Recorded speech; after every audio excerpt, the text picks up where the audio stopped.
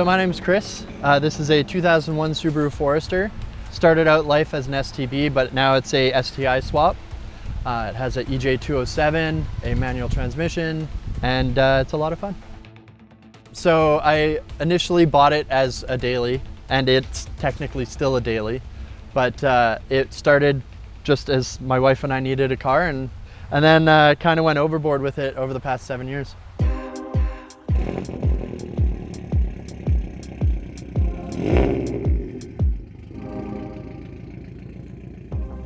Summer's coming to a close, unfortunately. There's a bunch of leaves on the ground now. And here in the Pacific Northwest, that means it's time to bring out your Subaru. We're gonna go for a drive in Chris's Forester STi. This one's a bit crazy. This is not your normal Forester STi. Of course, the Forester STi was only ever sold in Japan. It's another one of these kind of strange cars where I think, like, I get it in hindsight, because of course a lot of these manufacturers had to test out their performance-oriented enthusiast model in the market, in the Japanese market or the German market, wherever they were initially from, before actually bringing it to North America. They had to prove the formula. And it really sucks because Subaru proved the Forester STi formula. It's a very wanted vehicle. Subaru fanatics are just that. They are fanatics. They're insane people, right? Which is a good thing. They love their cars. It just sucks that the Forester STi was never sold in North America. So there wasn't much competition at the time. They kind of were carving their own lane, which unfortunately, I hate to say it, but here in 2022, I think Subaru in general, and I think a lot of you guys can agree, has lost a lot of that carve our own lane and create new segments and new trends in the automotive space. Oh, this guy loves it. That guy loved it. See, that's an unsuspecting Subaru lover back there. He was driving an F-body Camaro, which I don't happen to be very fond of, but he loved it. As you guys just heard, I opened the valved exhaust for him, because that's what you do. Contrary to popular belief, they did make a first-gen Forester STi. That's what we're driving. This one started out as kind of the more ordinary Forester STi. And then, of course, as I experienced a few years ago, Patrick's car was a Type M. So about 800 of those were ever built, the Forester STi Type M first gen. And then of course in 04, Subaru came along and actually made an updated modern version of the Forester STi that later got the 2.5, the EJ25. But what I love about the EJ20, and what we'll experience in a sec here, well, it's so incredibly easy to drive and heel toe, is that they rev a little bit higher. Smaller displacement, generally speaking, rev higher, depending on, of course, the engine, the setup. And Subarus generally aren't known for their top-end power bands, but let's find out. Oh yeah. Ow! Wow! Lots of crackles back there. I wanted to shift. My entire body is telling me to shift. And no, we just dived deep into the red line. That makes me so nervous.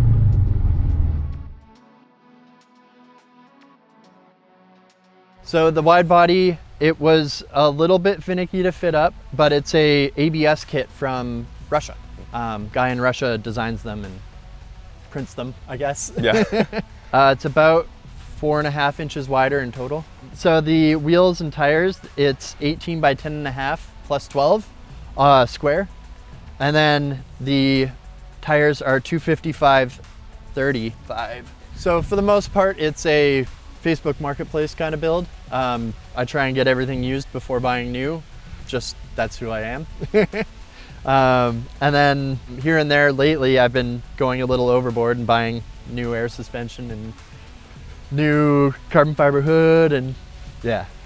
Was the air suspension a necessity? Did you like scrape too many times? Or? I feel it was a necessity. Mm-hmm. Just the comfort and the ability to air out, especially in Vancouver. Put it up to a reasonable height when I'm driving, and if a cop pulls me over, I put it up higher.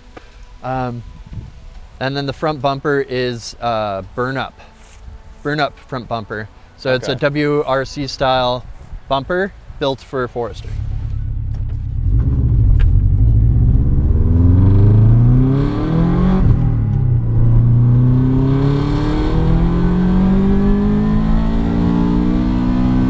$8,000 RPM. Oh yeah, she goes. Yep. Pass the cyclist, close the exhaust. Thank you, sir. And we're back into it. Okay, so I'll just demonstrate for you guys real quick how we go from quiet, 3,000, 35, 4. It's got an action clutch, stage 3 clutch on here. A little bit grabby, but still definitely daily drivable.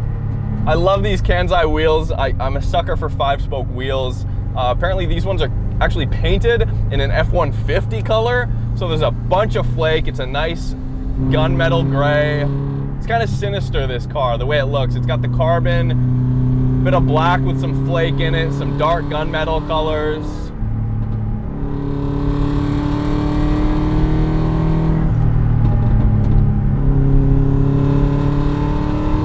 Wow, a little bit of torque steer there. That's kind of fun.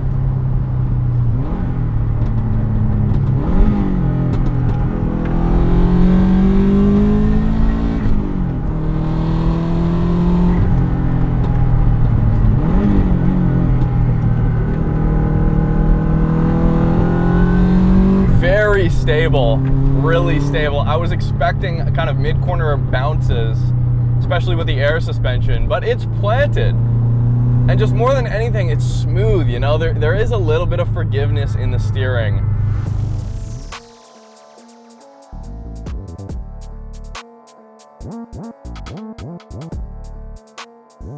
So I had to cut a little bit of the door out to get as low as I am.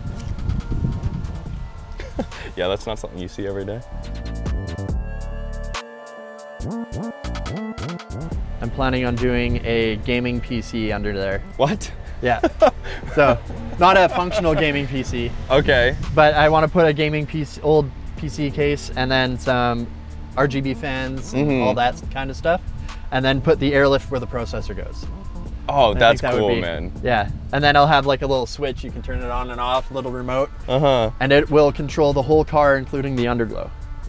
Ah, yes, underglow. Why did we shoot in the morning, dude? So the exhaust is stainless steel from the headers back. It's a 3-inch downpipe with a high flow cat to a SCG performance muffler. Yeah. Also, yeah, you guys, this is something that's very important. Pillarless doors. I always love this about the first gen Foresters. The seats I borrowed from a friend a few years ago because his car blew up. And never gave them back? Never gave them back. I'm actually giving them back in the fall. So the deck is obviously upgraded, and the airlift controller is 3D printed, or the mount is 3D printed. So I have a fusible block right here, and that's all my extras. So my underglow and air ride and everything are ran through that. Oh, the headliner. Oh, wow. I had not seen this. That's my first mod. We've got a more modern STi steering wheel on here, which is great. Good materials. I mean, it feels brand new leather. And yes, this is on effectively the older style, the GC platform, which is why it's very tossable, it's very nimble, it's fun to chuck around, which is contrary to kind of how the car looks. But there's still things such as the steering feel here, which is, it's far too light. It does seem to have a little bit of a looser steering rack than a later STi or an actual Impreza STi. Not by much, not by much. It's still very direct, still pointy. But boost starts to roll on around 3,500 RPM. Full boost hits like 4,000 just after 4. There's actually quite a kick, but it does roll on still smoothly. And then what? You got 4,200 RPM of usable peak boost. And the gearing's actually quite long here. Oh wow, low kilometers too, 108,000.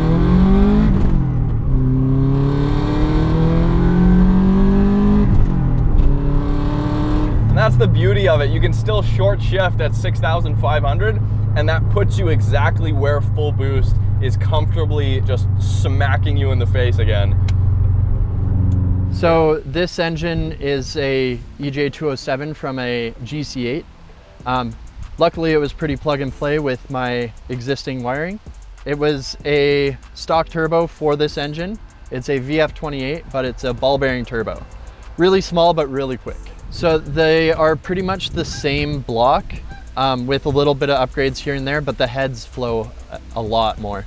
It's stock ECU, just tuned by Mike at Drive Hard, and then just kept it pretty simple, maxed out the boost of the turbo. Yeah. Around 18 to 15 PSI, and yeah, just beat on it.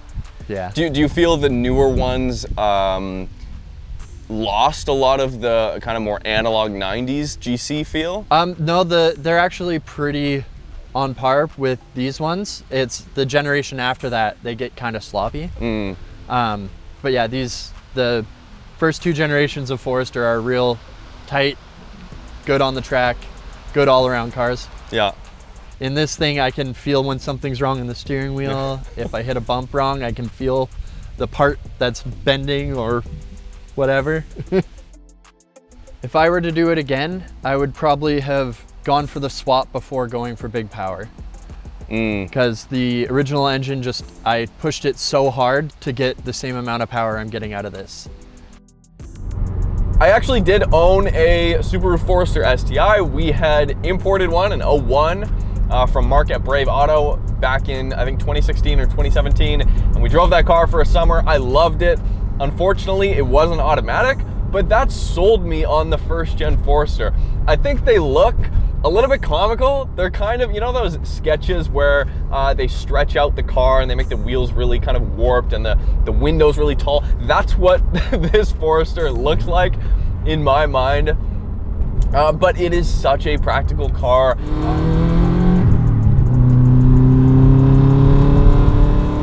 Lean into it.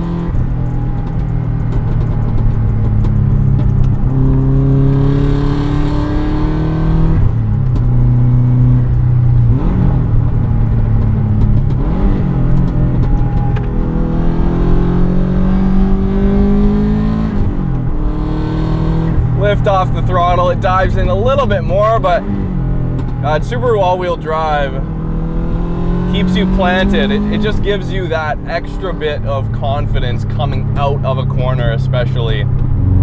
Hopefully you guys enjoyed this one. This is Chris's Forester STi. Great swap. He's done a lot of the right things. He does have plans to go bigger turbo. Follow him on Instagram at FozzyWRX. You can follow me at Roads Untraveled if you want to see what I'm driving and shooting on a regular basis. And yeah, subscribe if you haven't already. We'll see you guys very soon.